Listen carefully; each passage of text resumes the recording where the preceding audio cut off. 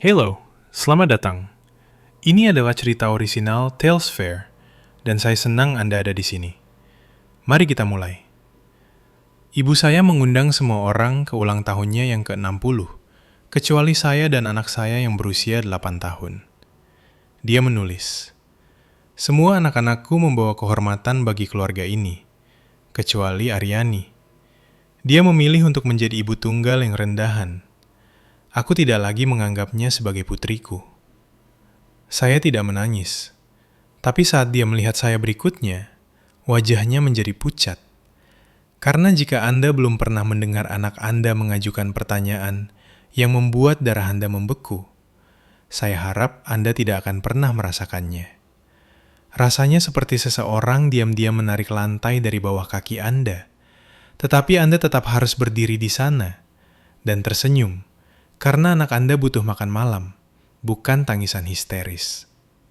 Itu adalah salah satu malam Selasa biasa, yang hanya terasa biasa jika Anda tidak menghitung fakta bahwa sekolah dasar penuh dengan kekacauan dan kerlap-kerlip prakarya. Putriku, Dewi, sedang di meja dapur mengerjakan tugas mengeja kata, membungkuk di atas kertas dengan lidah menjulur di sudut mulutnya. Itu adalah wajah aku sedang mengerjakan ini dengan sangat serius. Saya setengah mendengarkan, setengah membungkus bekal makannya, mencoba mengingat apakah besok adalah hari kostum bebas atau hari warna favorit.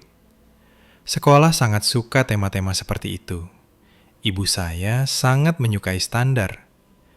Saya sedang melingkari kata "karena" di lembar kerja Dewi ketika dia muncul di samping saya, memegang ponsel mainannya dengan kedua tangan. Matanya besar, belum berkaca-kaca, hanya terlihat ragu. "Ibu," katanya. "Ya sayang," jawabku. Dia menelan ludah. "Apa artinya rendahan?" Kata itu mendarat di atas meja di antara kami seperti piring pecah. Saya menjaga wajah saya tetap netral, seperti yang Anda lakukan ketika seorang anak mengatakan sesuatu yang mengkhawatirkan, dan Anda mencoba untuk tidak menakuti mereka. "Di mana kamu melihat itu?" tanyaku, seolah dia menemukan kosakata baru di buku dan bukan dari mulut neneknya. Dewi memutar ponsel itu ke arahku. "Bimo mengirimkan ini padaku." Jantungku seakan merosot. Bimo adalah putra kakakku Intan. Dia berumur 10 tahun. Sudah cukup dewasa untuk membaca segalanya, tapi masih cukup muda untuk berpikir bahwa orang dewasa biasanya bijaksana. Dewi menambahkan dengan cepat. "Dia bilang aku tidak boleh memperlihatkannya padamu, tapi aku tidak suka dan aku tidak mengerti." Di layar ada tangkapan layar dari grup chat keluarga. Bukan grup chat saya, bukan grup chat ibu-ibu sekolah, tapi grup yang satu lagi. Grup keluarga besar. Grup yang diperlakukan ibu saya seperti papan pengumuman pribadinya. Mata saya langsung tertuju pada pesan ibu saya. Pesan itu ditulis seperti pengumuman resmi, seolah-olah dia sedang membatalkan sebuah acara, seolah-olah dia sedang memecat seorang karyawan. Makan malam ulang tahun ke-60, Sabtu jam 6 sore. Semua orang diundang kecuali Aryani. Dan kemudian, untuk memastikan tidak ada yang salah paham tentang alasannya, semua anak-anakku membawa kehormatan bagi keluarga ini kecuali Aryani. Dia memilih untuk menjadi ibu tunggal yang rendahan. Aku tidak lagi menganggapnya sebagai putriku. Di bawahnya ada reaksi-reaksi. Ayah saya, ayah kandung saya, menanggapi dengan jempol. Intan menanggapi dengan simbol hati. Kakak laki-laki saya, Fajar, menulis "setuju". Adik perempuan saya, Maya, tidak menulis apapun. Dia hanya memberikan tanda suka. Seolah-olah ibu saya baru saja mengunggah foto gorden barunya. Seolah-olah pemutusan hubungan keluarga saya hanyalah sebuah pilihan dekorasi rumah. Tidak ada yang menyebutkan Dewi, tidak sekalipun. Saya mendengar dengungan pelan dari lemari es kami. Saya melihat remah-remah di meja. Otak saya melakukan hal darurat itu di mana semuanya menjadi sangat sunyi dan efisien, seolah mencoba menghemat baterai. Dewi memperhatikan wajahku dengan hati-hati, seperti yang dilakukan anak-anak. Anak usia 8 tahun tidak butuh penjelasan panjang lebar. Mereka hanya butuh satu tatapan. Saya memaksa suara saya tetap lembut. Rendahan, kataku, adalah kata yang digunakan orang ketika mereka ingin membuat orang lain merasa kecil. Dewi mengerutkan kening. Kenapa ada orang yang ingin melakukan itu? Karena ibuku pikir cinta itu harus didapatkan dengan citra diri, hampir saja aku mengatakannya. Sebaliknya, aku berkata, kadang-kadang orang dewasa menjadi aneh. Dewi melihat ke layar lagi. Nenek menulis itu tentang ibu. Aku mengangguk sekali. Ya, dia ragu-ragu. Apakah ibu melakukan sesuatu yang buruk? Inilah dia. Pertanyaan di balik setiap pertanyaan anak kecil. Jika orang dewasa kejam, seorang anak berasumsi seseorang pasti pantas mendapatkannya, karena alternatif lainnya terlalu menakutkan. Aku meraih tangan Dewi. Tidak, kataku. Ibu tidak melakukan sesuatu yang buruk. Begitu juga kamu. Matanya berkaca-kaca. Dia tidak menangis. Dewi itu keras kepala. Sifat itu turun dariku. Ibuku akan menyebutnya sebagai sifat buruk. Aku mengambil ponsel itu dengan lembut dan meletakkannya terbalik di meja seolah-olah itu mengandung zat radioaktif. Kemudian aku melakukan hal berikutnya yang diperintahkan otakku. Aku mencoba membuka grup chat keluarga itu sendiri. Aku mengetuk nama grup di pesanku. Tidak ada. Aku mencari namanya. Tidak ada. Aku menggulir ke belakang seolah-olah grup itu bersembunyi di antara pengingat janji dokter gigi dan tagihan listrik. Tidak ada. Dadaku terasa sesak. Aku bukan sekedar tidak mendapatkan undangan.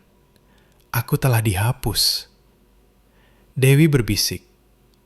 Jadi, kita tidak diundang. Aku menelan ludah dengan susah payah. Tidak. Dia menatap lembar ejaannya seolah benda itu telah mengkhianatinya. Tapi nenek selalu merayakan ulang tahun. Kalimat sederhana itu, yang sama sekali tidak dramatis, terasa lebih menyakitkan daripada tangkapan layar tadi, karena ini bukan tentang aku. Ini tentang Dewi, yang menyadari bahwa posisinya di keluarga ini juga memiliki syarat. Aku menarik napas perlahan. Dewi, kataku, menjaga suaraku tetap stabil. Pergi sikat gigi ya, dan pilih buku naga milikmu. Sang naga selalu menang. Dia ragu-ragu di ambang pintu. Ibu baik-baik saja. Ibu baik-baik saja, kataku, dan itu bukan bohong. Tidak sepenuhnya. Aku masih berdiri tegak. Aku masih bernapas. Aku masih seorang ibu di dapur dengan tugas ejaan dan kotak bekal. Itu sudah termasuk kategori baik-baik saja. Dewi berjalan pergi. Aku menatap tangkapan layar itu lagi. Kata-katanya tidak kabur, tidak menjadi lunak, tidak menjadi kurang nyata hanya karena aku menginginkannya. Kemudian ponselku bergetar. Intan, tentu saja. Aku menjawab karena aku butuh satu hal sebelum aku bertindak. Konfirmasi. Bukan untuk perasaanku, tapi untuk kewarasanku. Aryani, kata Intan, suaranya terdengar kesal seolah-olah aku telah merepotkannya dengan cara tidak dianggap anak lagi. Dengar. Apakah itu nyata? Tanyaku. Hening sejenak. Sebuah desahan. Kamu sudah melihatnya, jadi itu nyata. Ibu sedang marah, kata Intan cepat. Kamu tahu sendiri bagaimana dia kalau sedang marah. Dia memberitahu seluruh keluarga bahwa aku bukan lagi putrinya. Kenapa kamu mempermasalahkan hal ini? Bentak Intan. Peganganku pada ponsel semakin erat. Karena anakku yang berusia 8 tahun baru saja membawakan pesan ibumu padaku, kataku dengan tenang. Bimo mengirimkan tangkapan layar itu pada Dewi, dan dia bertanya padaku apa artinya rendahan. Hening lagi. Bukan keheningan karena terkejut, bukan keheningan karena malu, hanya keheningan untuk menghitung ulang. Bimo seharusnya tidak mengirim itu, kata Intan akhirnya. Benar-benar tidak menangkap inti masalahnya, seolah itu adalah sebuah kesengajaan. Baiklah, kataku. Jadi kamu mengonfirmasi bahwa itu nyata.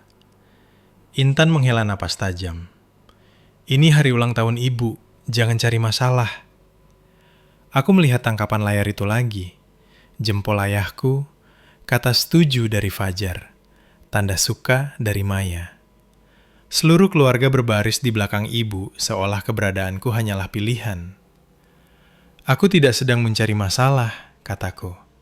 Aku memutuskan kontak. Intan mencibir. Luar biasa. Aku tidak berdebat. Aku tidak membela diri. Aku tidak memohon seolah aku sedang melamar untuk dicintai. Aku berkata, beritahu ibu bahwa dia mendapatkan apa yang dia inginkan. Lalu, aku menutup telepon. Aku memblokir ibu. Aku memblokir ayah. Aku memblokir Intan, Fajar, dan Maya. Tanpa peringatan, tanpa paragraf panjang, tanpa pidato emosional, hanya kesunyian. Karena aku tidak akan mempertontonkan rasa sakitku untuk orang-orang yang memperlakukannya seperti gangguan. Ketika Dewi kembali dengan pijamannya, memegang buku naganya, dia memanjat ke pangkuanku seperti biasa. Tubuh kecilnya terasa hangat dan nyata. Baca? Tanyanya. Ya, kataku, mencium rambutnya. Kita akan membaca. Dan sementara sang naga mengalahkan monster dan menyelamatkan desa, aku membuat janji yang sungguh-sungguh dari lubuk hatiku. Tidak ada yang akan membuat anakku merasa rendahan lagi. Tidak selama aku masih ada. Dan jika Anda bertanya-tanya, mengapa saya menceritakan ini, mengapa saya masih cukup tenang untuk merangkai kata-kata, inilah satu-satunya hal yang perlu Anda ketahui untuk saat ini. Saat keluarga saya melihat saya lagi, wajah mereka menjadi pucat, dan mereka menyesali segalanya. Keluarga seperti milikku biasanya tidak dimulai dengan satu pengkhianatan besar yang dramatis. Mereka dimulai dengan luka-luka kecil, momen ups kecil yang bisa Anda jelaskan jika Anda cukup putus asa untuk terus percaya bahwa Anda adalah bagian dari mereka. Ibuku, Ibu Ratna, sangat terobsesi dengan citra diri. Bukan citra ala selebgram, tapi citra yang lebih tua, yang dipoles, jenis citra yang dibangun di acara arisan warga dan pertemuan lingkungan di mana semua orang berpura-pura hidup mereka baik-baik saja. Kami adalah kelas menengah, tapi ibuku memperlakukan kelas menengah seperti kondisi sementara. Seolah-olah kami semua hanya berjarak satu pilihan yang benar untuk menjadi orang yang dikagumi. Intan adalah anak emas. Intan bisa bersin dengan cara yang salah dan ibuku akan menyebutnya lucu. Fajar adalah anak yang bisa dipamerkan, bukan karena dia baik, tapi karena dia terlihat sukses. Dia memiliki jabatan pekerjaan yang membuat orang mengangguk-angguk dan mobil yang dia poles seolah-olah itu adalah kepribadiannya. Maya adalah si pendiam, pembawa damai, saudara perempuan yang jangan sampai membuat ibu marah. Maya bisa melihat sebuah rumah terbakar dan berbisik, jangan membuat keributan. Dan kemudian ada aku. Aku tidak serampangan, aku tidak bertanggung jawab. Nilai-nilaiku bagus. Aku bekerja, aku membayar tagihan-tagihanku. Aku datang membawa makanan dan hadiah, serta senyuman yang seolah berkata, tolong jangan anggap aku beban hari ini. Tapi aku tidak sempurna tanpa usaha. Ibuku menyukai orang-orang yang sempurna tanpa usaha, yang membuatnya terlihat seolah dia telah melakukan segalanya dengan benar. Jadi ketika aku hamil Dewi, kata-kata pertama dari mulut ibuku bukanlah, kamu tidak apa-apa, melainkan, kamu sudah menikah. Sebuah pertanyaan hipotetis. Dia tahu aku belum menikah. Tidak. Tunangan? Tidak. Wajahnya mengeras, seolah dia menelan sesuatu yang pahit. Orang-orang akan bergosip. Orang-orang selalu orang-orang. Aku memberitahu dia bahwa aku akan mempertahankan bayiku. Aku mengatakannya dengan tenang. Aku sungguh-sungguh. Ibuku melakukan hal-hal yang terlihat seperti dukungan. Dia berkunjung. Dia membawakan selimut. Dia mengambil satu foto dan kemudian bertanya dengan sangat santai.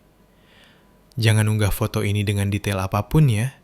Ibu tidak ingin ada pertanyaan. Itu adalah jenis kalimat yang tidak Anda dengar dengan benar sampai bertahun-tahun kemudian. Ibuku tidak membenci Dewi sebagai pribadi. Dia membenci apa yang diwakili Dewi. Sebuah kehidupan yang tidak cocok dengan narasi keluarga. Dan seiring berjalannya waktu, itu berubah menjadi kesalahan-kesalahan. Kejadian pertama yang benar-benar kuingat terjadi saat Dewi berusia 3 tahun. Ada acara bakar-bakar keluarga di rumah bibiku. Semua orang membicarakannya selama berminggu-minggu. Intan mengordinasi makanan pendamping. Fajar tidak mengordinasi apapun, tapi tetap merasa berjasa. Ibuku mengordinasi suasananya. Undanganku tidak pernah datang. Tidak ada pesan, tidak ada telepon, tidak ada kata, "Hei, kamu datang tidak?" Tidak ada. Aku mengetahuinya setelah itu ketika Intan menyebutkan, "Oh, kamu seharusnya melihat ayah mencoba membakar sate. Benar-benar lucu." Aku tersenyum seolah aku tidak sedang merasa sesak. Aku bahkan tidak tahu tentang acara itu. Intan berkedip.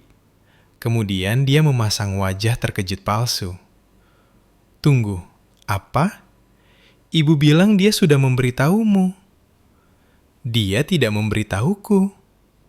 Kamu bercanda, kata Intan dengan nada seseorang yang merasa terganggu oleh kenyataan. Ya, tentu saja kamu bisa datang lain kali. Lain kali. Seolah-olah aku sedang meminta ditambahkan ke dalam daftar langganan email. Aku ingin percaya itu adalah sebuah kesalahan. Karena alternatifnya adalah mengakui bahwa keluargaku bisa berpura-pura aku tidak ada. Kemudian hal itu terjadi lagi. Acara yang berbeda, perasaan yang sama. Seseorang menyebutkan sesuatu yang kecil setelahnya, seolah-olah bukan masalah besar jika aku tidak ada di sana. Ketika aku bertanya, ibuku berkata, "Oh, ibu kira kamu sudah tahu." Aku tidak menuduh. Aku tidak berteriak. Aku melakukan hal yang dilakukan para wanita ketika mereka mencoba untuk tetap dicintai. Aku menelannya dan memberitahu diriku sendiri bahwa aku terlalu sensitif. Lalu anak-anak mulai meniru orang dewasa. Suatu hari Dewi dan Bimo sedang bermain di ruang tamu, sementara orang dewasa berbicara di dapur. Aku sedang membilas piring ketika aku mendengar suara Bimo melayang masuk, santai dan percaya diri. Nenek bilang kalian tidak datang ke acara karena ibumu membuat segalanya jadi rumit. Dewi terdiam. Ibuku tidak rumit, katanya. Bimo mulai bicara lagi, lalu melihat wajahku dan berhenti.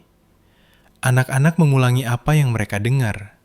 Mereka tidak mengerti beratnya perkataan itu.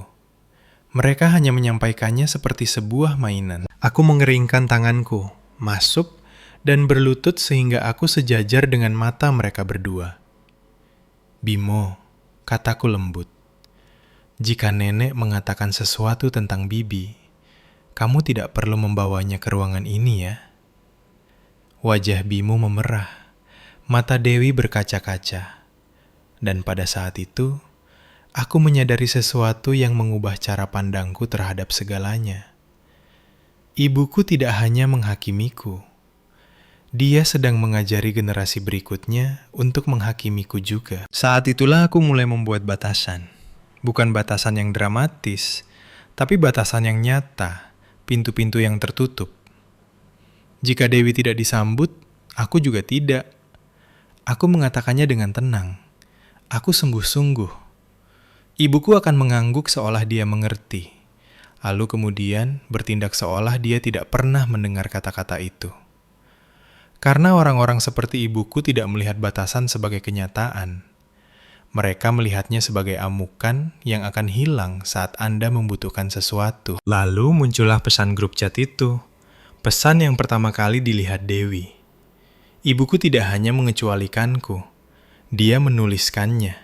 Dia membuatnya resmi. Ayah dan saudara-saudaraku setuju, seolah itu hal yang normal. Dan saat itulah aku menyadari bahwa kesalahan-kesalahan itu bukanlah kesalahan. Orang mengira memutuskan kontak adalah hal yang dramatis. Padahal tidak. Sebagian besar justru sangat tenang. Tidak ada yang muncul di depan pintumu dengan musik biola yang sedih. Anda hanya berhenti menerima telepon, berhenti memeriksa ponsel, berhenti melatih percakapan di kepala Anda yang tidak akan pernah memberi Anda orang tua yang Anda inginkan. Dan pada awalnya, keheningan itu terasa tidak alami, seolah-olah Anda meninggalkan rumah tanpa kunci. Kemudian, perlahan-lahan, itu mulai terasa seperti oksigen. Selama 3 tahun berikutnya, Dewi tumbuh dari 8 menjadi 11 tahun. Suaranya menjadi lebih keras, kakinya semakin panjang, pendapatnya semakin kuat. Awalnya, dia memperhatikanku dengan hati-hati, seolah menunggu masalah lain muncul. Kemudian dia berhenti menunggu. Dia sibuk menjadi anak-anak lagi, sampai suatu hari dia berkata tiba-tiba, "Ibu, aku senang rumah kita tenang." Anak-anak mengerti lebih banyak daripada yang kita duga. Mereka hanya tidak selalu memiliki kata-kata yang tepat dengan segera. Namun, uang tetaplah hal yang nyata. Menjadi ibu tunggal bukanlah sebuah gaya hidup. Itu adalah matematika. Dan matematika tidak peduli bahwa ibuku menghinaku di grup chat. Matematika mengatakan, uang sewa, belanjaan, biaya penitipan anak, dan biaya sekolah mendadak yang muncul, seperti jebakan dan menuntut dibayar penuh besok. Jadi aku bekerja, bukan dengan gaya bos wanita yang keren di media sosial, tapi dengan gaya, anakku sudah tidur, dan aku masih terjaga. Karena aku menolak membiarkan hidupnya menyusut seperti itu. Di siang hari, aku adalah seluruh dunia bagi Dewi. Di malam hari, ketika apartemen akhirnya sunyi, aku duduk di meja dapur dengan laptopku dan satu tujuan sederhana. Jika ibuku ingin menyebutku rendahan, baiklah. Aku akan menjadi orang rendahan yang tak terhentikan. Aku mulai membantu beberapa bisnis lokal merapikan kekacauan administrasi mereka. Bukan karena aku mencintai bisnis, tapi karena aku mencintai makanan di lemari es dan putriku yang tidur tanpa mendengar kepanikanku. Itu adalah pekerjaan yang tidak dipamerkan oleh siapapun, yang membuatnya sempurna bagiku. Aku tidak butuh tepuk tangan. Aku butuh kemajuan. Lalu aku menyadari sesuatu. Semua orang tenggelam karena alasan yang sama. Tidak ada sistem, hanya kekacauan dan harapan. Dan harapan bukanlah sebuah strategi. Jadi aku membangunnya. Tidak ada yang mewah, tidak ada yang perlu dijadikan pidato besar. Hanya sesuatu yang bersih yang menjaga orang tetap di jalurnya dan mencegah uang hilang begitu saja. Itu berhasil. Orang-orang mulai memintanya, lalu membagikannya, lalu meneruskannya ke teman-teman mereka seolah-olah itu adalah barang berharga. Dan tiba-tiba, aku tidak lagi mengejar klien. Kotak masukku yang mengejarku. Ketika kami mencapai 3.000 pengguna berbayar, aku menatap angka itu seolah bisa menguap jika aku berkedip. 3 tahun sebelumnya, aku menghitung uang belanja sembako. Sekarang, aku membangun sesuatu yang benar-benar bisa menopang kami. Dan Dewi yang manis dan jujur, menatapku suatu malam dan berkata, Ibu tidak terlihat takut lagi." Saat itulah aku tahu bahwa segalanya benar-benar telah berubah. Kemudian, sebuah artikel bisnis lokal kecil menyebutkan perusahaanku. Tidak mencolok, hanya cukup untuk menaruh namaku di tempat umum. Aku tidak membagikannya. Aku tidak mengunggahnya. Aku tidak menandai siapapun. Tapi aku lupa satu hal. Keluargaku masih punya mata. Upaya pertama untuk masuk kembali tidak datang dengan permintaan maaf. Tentu saja tidak. Itu datang dengan nomor tak dikenal di ponselku dan pesan suara yang dimulai dengan suara ibuku. Berpura-pura kami belum menjadi orang asing selama 3 tahun. Aryani, katanya dengan nada ceria dan terlatih. Telepon ibu, kita perlu bicara. Perlu, bukan ingin. Perlu. Kemudian dia menambahkan seolah sedang menawariku sesuatu. Ibu lihat kamu sangat sukses. Ibu selalu tahu kamu akan berhasil. Aku menghapusnya. Upaya kedua datang melalui Intan. Karena Intan suka menjadi pembawa pesan jika itu memberinya kekuasaan. Sebuah pesan teks dari nomor baru. Ini Intan. Ibu ingin berdamai. Jangan keras kepala. Tidak ada kata aku minta maaf. Tidak ada kata itu salah. Hanya jangan keras kepala. Seolah-olah batasanku hanyalah masalah sikap. Aku tidak membalas. Upaya ketiga adalah yang membuat darahku membeku. Ponsel Dewi bergetar saat sarapan. Dia melirik layar dan menggesernya ke arahku tanpa sepatah kata pun. Nenek muncul di bagian atas. Ibuku telah menemukan nomor ponsel Dewi. Aku menatapnya seolah-olah itu adalah ular di dapurku. Dewi memperhatikanku dengan rahan terkatup. Aku tidak memberikannya padanya, katanya cepat. Aku sumpah. Ibu tahu, kataku. Dan aku sungguh-sungguh mempercayainya. Dewi tidak licik. Dia jujur dengan cara anak-anak yang belak-belakan yang membuatmu ingin meminta maaf kepada setiap orang dewasa yang pernah salah menilaimu. Aku membiarkannya masuk ke pesan suara. Suara ibuku terdengar ceria melalui speaker seolah dia sedang menelpon tentang acara Ama. Hai Dewi, ini nenek. Beritahu ibumu untuk menelpon nenek balik. Nenek rindu padamu. Nenek punya sesuatu yang istimewa untukmu. Sesuatu yang istimewa? Umpan favorit ibuku. Wajah Dewi mengernyit. Aku tidak mau sesuatu yang istimewa. Aku merasakan amarah memuncak. Dan kemudian aku melakukan apa yang telah kupelajari. Aku menaruhnya di dalam kotak dan menjaganya agar tidak tumpah kepada anakku. Baiklah, kataku tenang. Kita akan menangani ini. Aku tidak menelpon ibuku. Aku tidak membuka pintu untuk percakapan yang bisa dia ubah menjadi senjata. Aku menelpon sekolah Dewi dan meminta mereka memperbarui datanya. Tidak ada kontak dengan keluarga besar tanpa izin tertulis dariku. Titik. Itu tidak dramatis. Itu adalah tindakan orang dewasa. Itu adalah jenis batasan yang Anda bangun dengan dokumen resmi. Minggu yang sama, aku mendapat telepon lain. Yang ini dari seorang sepupu yang masih aku percayai. Jenis saudara yang tidak suka drama, tapi juga tidak berbohong. Hanya supaya kamu tahu, katanya hati-hati. Ibumu telah memberitahu orang-orang bahwa dia selalu mendukungmu. Dia bilang keluarga sangat bangga. Aku tertawa pendek, bukan karena itu lucu, tapi karena keberaniannya hampir mengesankan. Dan Fajar, tambah sepupuku, ragu-ragu. Dia telah menyebut namamu dalam pertemuan-pertemuan seolah-olah kalian sangat dekat. Kakakku Fajar tidak menghubungiku karena dia merindukanku. Dia melakukannya karena namaku sekarang berguna baginya. Seminggu kemudian, upaya keempat tiba dengan cara yang paling khas ibuku. Sebuah email sopan. Bukan untukku, tapi untuk penyelenggara acara penghargaan bisnis yang dijadwalkan akan kuhadiri. Penyelenggara meneruskannya kepada asistenku dengan pertanyaan sederhana. Apakah ini benar keluarga? Asistenku membawakannya kepadaku dengan wajah hati-hati dan profesional yang biasa dipakai orang saat mereka mencoba untuk tidak mencampuri urusan pribadi. Email itu dari ibuku. Dia menulis, "Saya adalah Ibu Aryani. Keluarga kami akan hadir untuk mendukungnya. Mohon pastikan kami mendapatkan tempat duduk yang sesuai." Sesuai. Seolah-olah cinta datang dengan nomor kursi yang ditentukan. Aku menatap layar, merasakan ketegangan yang sudah tidak asing lagi di dadaku.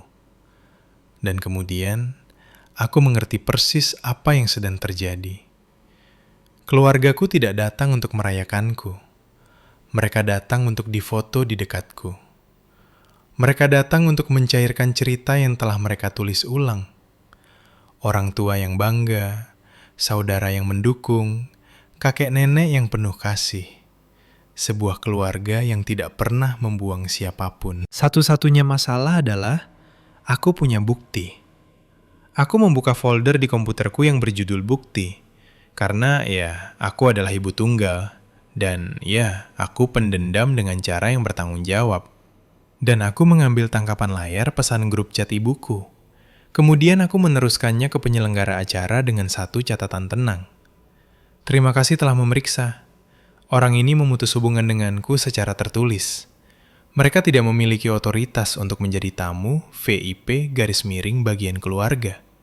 Mohon beritahu keamanan jika mereka mendekati panggung atau putriku. Tidak ada omelan, tidak ada esai panjang, hanya fakta.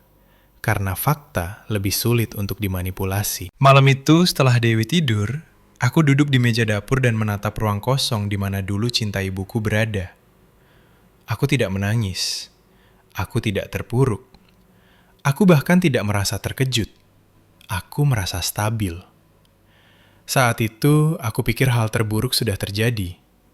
Aku belum tahu bahwa saat keluargaku muncul berikutnya, itu akan berakhir dengan mereka menyesal pernah menyebut namaku. Pada malam acara tersebut, Dewi berdiri di depan cermin, merapikan rambutnya, mencoba memutuskan apakah dia terlihat cukup mewah untuk ruangan yang penuh dengan orang-orang berjas. Dia sekarang berusia 11 tahun, masih anakku, masih keras kepala, cukup tinggi untuk melihat melampaui kebohongan. Apakah aku terlihat oke? Tanyanya. Kamu terlihat sempurna, kataku, merapikan kerahnya. Kami tiba lebih awal. Tempat acaranya memiliki langit-langit tinggi dan pencahayaan yang bagus. Jenis tempat di mana orang berpura-pura mereka tidak pernah menangis terseduh-seduh di dalam mobil. Ada kamera di pintu masuk, latar belakang untuk berfoto, dan gelas-gelas kecil berisi minuman mahal. Dewi meremas tanganku. Kenapa ada banyak sekali orang? Karena orang dewasa suka bertepuk tangan satu sama lain, kataku. Ini pada dasarnya seperti upacara sekolah, tapi pakai jas. Dia terkikik, dan untuk sesaat, dadaku terasa lega. Karena apapun yang terjadi, Dewi dan aku bersama. Kami selalu begitu. Ini adalah acara publik. Siapapun yang memiliki tiket bisa masuk. Yang berarti keluargaku bisa muncul. Tapi mereka tidak akan bisa mendekati kami kali ini. Jadi ketika Dewi dan aku duduk di dekat barisan depan, namaku tercetak di program acara, aku merasa tenang. Kemudian suasana berubah. Anda tahu perasaan ketika sebuah ruangan bergeser sebelum Anda melihat alasannya. Seperti tulang belakang Anda mendapat peringatan. Aku merasakannya. Dewi juga merasakannya. Tangannya mengerat di tanganku. Ibu, bisiknya. Aku menoleh sedikit. Di sanalah mereka. Ibuku, ayahku, Intan, Fajar, dan Maya berbaris masuk ke barisan belakang di bawah lampu yang redup. Seperti orang yang datang terlambat, namun mengharapkan perlakuan VIP. Ibuku mengenakan pakaian seolah dia sudah merencanakan sebuah foto. Mutiara, warna krem, terlihat sangat terhormat dari ujung kepala sampai ujung kaki. Dari belakang ruangan, itu tidak terlihat terhormat. Itu terlihat putus asa. Dia melihatku dan mengangkat dagunya seolah dia akan merebut kembali wilayahnya. Kemudian dia berdiri dan mulai berjalan menyusuri lorong. Tentu saja dia melakukannya. Suara Dewi menjadi pelan. Apakah dia akan kemari? Dia sedang mencoba, gumamku. Dan saat itulah ibuku mencoba berjalan menuju panggung. Tidak dengan berlari, belum membuat keributan besar, hanya berjalan mantap menuju barisan depan, ke arah kamera, ke bagian keluarga yang dia yakini pantas dia dapatkan. Seorang staf acara melangkah ke jalannya dengan senyuman sopan dan keberanian yang kuat. Ibu, katanya lembut, Kursi Anda ada di barisan belakang. Mulut ibuku mengeras. Saya adalah ibunya. Staf itu tidak bergeming. Kursi Anda tetap di barisan belakang.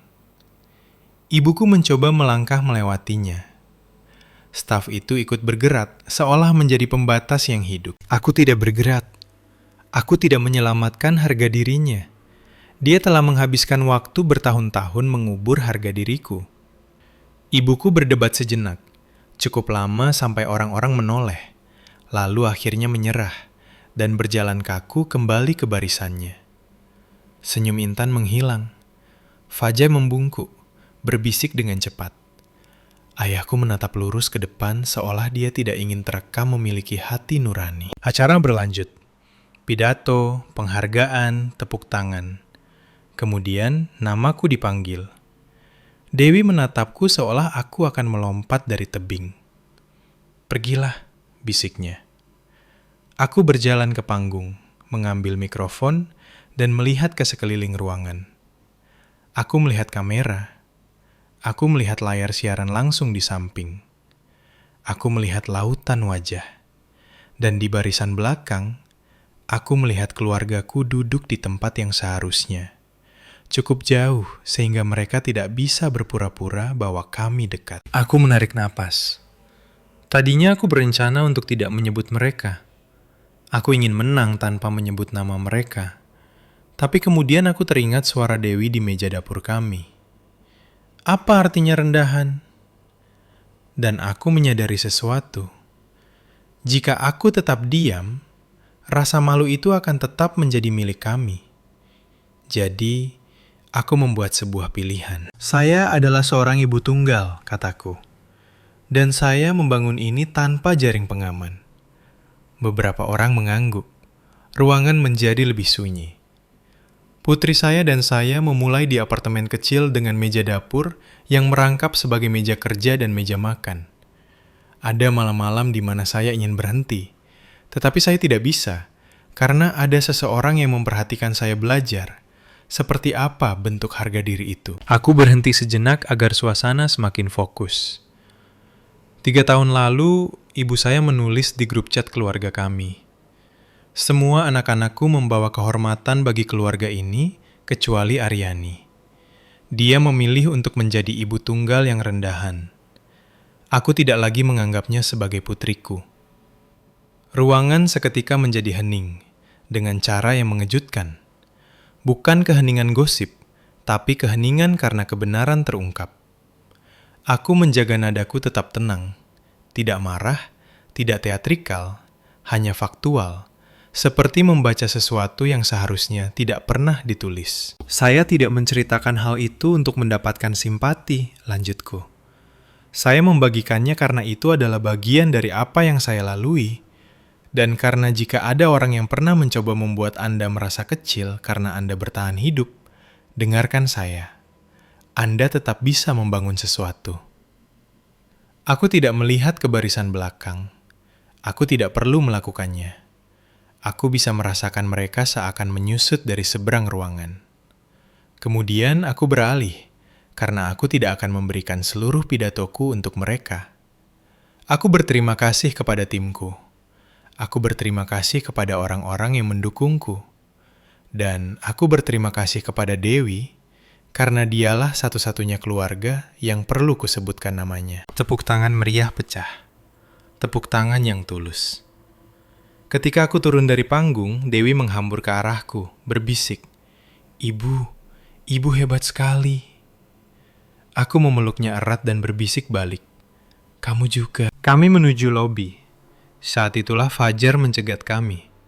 Bergerak cepat seolah sedang mencoba menangkap cerita itu sebelum menyebar luas. Apa-apaan itu tadi? Desisnya. Aku tidak berhenti berjalan. Kenyataan, dia menghalangi jalanku. Kamu tidak perlu mengatakan itu.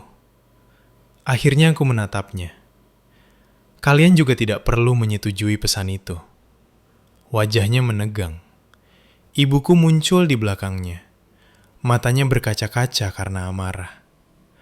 Bagaimana kamu bisa melakukan itu pada ibu? Aku tidak meninggikan suaraku. Ibu yang menulisnya. Itu urusan pribadi, bentaknya. Aku tertawa pendek tanpa rasa humor.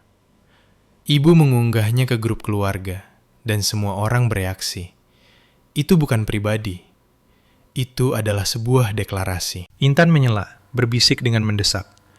Orang-orang akan berpikir, aku tidak peduli apa yang orang pikirkan, kataku dengan stabil. Aku peduli pada apa yang dipelajari anakku. Ayahku akhirnya bicara, suaranya pelan dan lemah.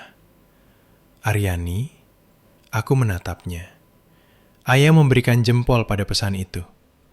Dia tersentak, seolah dia lupa bahwa bukti itu ada. Dewi meremas tanganku. Aku berpaling dari mereka tanpa sepatah kata lagi dan berjalan keluar bersama putriku. Dan untuk pertama kalinya, cerita itu bukan milik mereka untuk diputarbalikkan. Setahun kemudian, hidup tidak secara ajaib menjadi sempurna, tapi menjadi kokoh. Perusahaan tumbuh pesat. Kami mendapatkan kemitraan besar yang cukup penting untuk masuk berita lokal. Salah satu segmen Lihat Dia Sekarang yang ditonton orang sambil melipat cucian. Dewi duduk di sofa di sampingku, menatap TV seolah itu adalah sebuah portal. Ketika pembawa berita menyebut namaku, Dewi tersenyum dan berkata sederhana, "Itu ibuku." Kalimat itu lebih berharga daripada angka apapun di layar. Kemudian bel pintu berbunyi pada suatu Sabtu siang. 3 denting cepat, mendesak. Aku membuka pintu dan di sanalah mereka.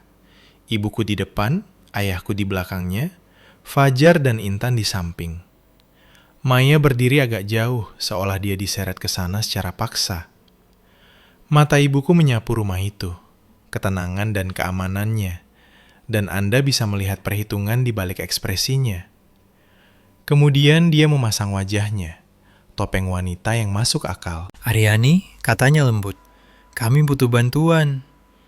Tentu saja, bukan "aku minta maaf", bukan "aku salah", tapi "bantu kami." Fajar melangkah maju, sudah terlihat marah seolah ini salahku. Setelah malam itu, segalanya menjadi rumit. Aku memiringkan kepalaku. Pilihan kata yang menarik, rahangnya mengatuk. Klien membatalkan kontrak, rekanan bisnis menjauh. Orang-orang mengirimkan video pidato itu. Mereka bilang aku salah merepresentasikan koneksi.